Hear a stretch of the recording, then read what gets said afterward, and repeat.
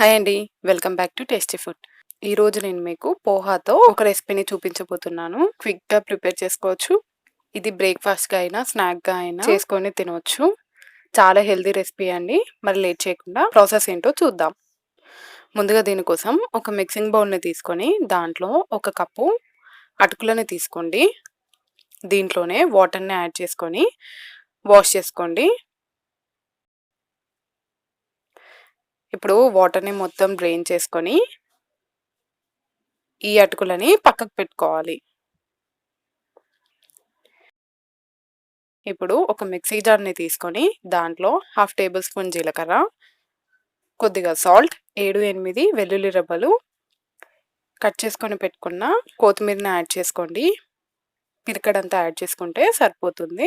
అలానే దీంట్లోకి శుభ్రంగా కడిగి కట్ చేసుకొని పెట్టుకున్న కొంచెం పుదీనాని యాడ్ చేసుకొని, ఒక టేబుల్ స్పూన్ వాటర్‌ని యాడ్ చేసుకొని దీన్ని మెత్తగా గ్రైండ్ చేసుకోవాలి.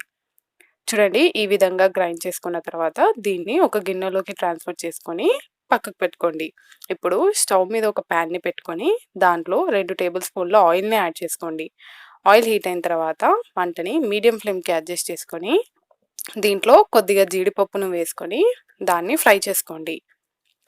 జీడిపప్పు కాస్త ఫ్రై అయిన తర్వాత ఇప్పుడు దీంట్లోకి కట్ చేసుకొని పెట్టుకున్న 2 పచ్చిమిర్చి, ఒక మీడియం సైజ్ ఆనియన్‌ని వేసుకొని ఆనియన్ ట్రాన్స్పరెంట్ అయ్యేంత వరకు ఫ్రై చేసుకోవాలి.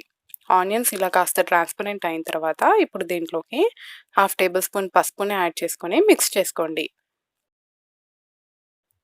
అలానే మనం గ్రైండ్ చేసుకొని పెట్టుకున్న కొత్తిమీర పేస్ట్‌ని యాడ్ చేసుకొని 1 నిమిషం పాటు మీడియం ఫ్లేమ్ మీదనే ఫ్రై చేసుకోవాలి.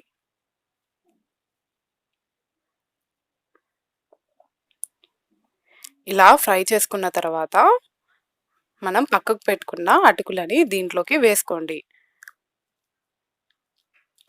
ఇలా అటుకులని యాడ్ చేసుకొని వెంటనే స్టవ్ ఆఫ్ చేయండి, లేదా మంటని లో ఫ్లేమ్‌లో పెట్టుకొని అంతా కలిసేలాగా బాగా మిక్స్ చేసుకోండి. గ్రైండ్ చేసేటప్పుడు వేసుకున్న సాల్ట్ నాకు కరెక్ట్‌గా సరిపోయింది. మీకు ఒకవేళ సాల్ట్ తక్కువగా అనిపిస్తే కొద్దిగా సాల్ట్‌ని వేసుకొని మిక్స్ చేసుకోండి. అంతేనండి, మన స్నాక్ రెసిపీ రెడీ అయిపోయింది. చూసారు కదా ఎంత సింపుల్‌గా ప్రిపేర్ చేసుకోవచ్చో.